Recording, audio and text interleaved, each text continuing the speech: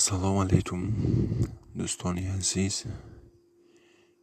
امروز 22 اوگوست بانک ملی تاجیکستان، بانک اسخط، الف بانک، اسپیتامین بانک،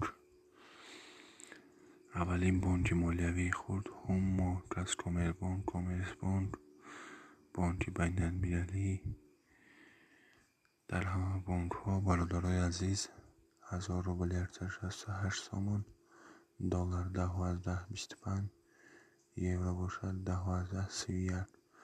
از همه شما خواهش میکنیم لایک подписаться, ярдамаги лайки бепулал бачахина و подписаться کنید در کانال ما.